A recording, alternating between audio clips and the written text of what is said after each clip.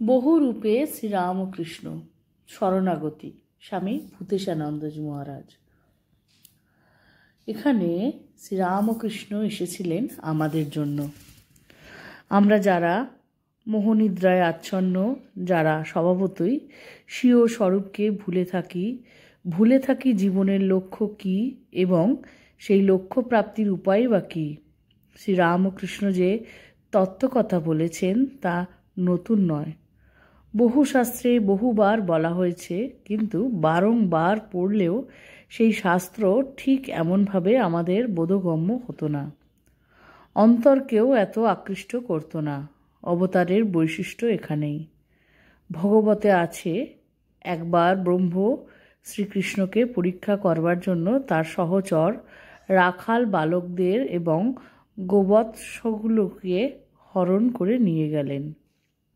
তিনি দেখতে চান যে ভগবান এখন কি করেন।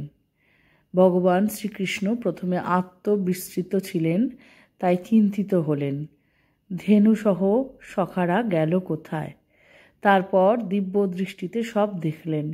তিনি মনে মনে একটু হেসে রাখাল বালক এবং গোবৎসগুলোকে যেমন ছিল ঠিক সেই রকম করে আবার তৈরি করলেন। তারপর গোষ্ঠ থেকে ফিরে রাখাল বালকেরা নিজেদের বাড়িতে চলে গেল এবং বাছুরগুলিও যে যার মায়ের কাছে ফিরে গেল। এই রকম দিনের পর দিন চলছে। তাদের ব্যবহারে কোথাও কোনো ব্যতিক্রম দেখা গেল না। কেবল দেখা গেল যে বৎসদের জন্য গাভীরা আরও বেশি ব্যাকুল এবং গোপ বালদের জন্য প্রতি তাদের মায়েদের স্নেহ আরও বেশি। অন্য কারো নজরে না পড়লেও বলরাম কিন্তু এই পরিবর্তন লক্ষ্য করলেন। তিনি দিব্য দৃষ্টিতে দেখলেন যে এই রাখাল ছেলেগুলি সাধারণ রাখাল নয় এবং এই বাছুরগুলিও সাধারণ বাছুর নয়। এরা সব শ্রীকৃষ্ণের এক এক রূপ, আত্মার প্রতি সর্বজীবের পরম আকর্ষণ। তিনি এদের রূপ নিয়েছেন বলে তাদের প্রতি গোমাতা এবং গোপীদের আকর্ষণ শতগুণ বেড়ে গিয়েছে। এই যে স্নেহের বৃদ্ধি, শ্রদ্ধার বৃদ্ধি, একটা চেতনার নবজাগরণ, এটাই হলো ভগবানের আবির্ভাবের বৈশিষ্ট্য।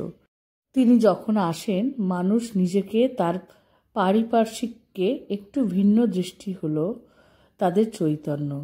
অর্থাৎ এখানে মহারাজ সুন্দরভাবে বললেন ভগবানকে সাধারণের মধ্যে থেকে কিভাবে আলাদাভাবে তার উপর আমাদের আত্মনিয়োগ করতে হবে। এই বলে আজকে ভিডিওটি শেষ করছি। ভালো লাগলে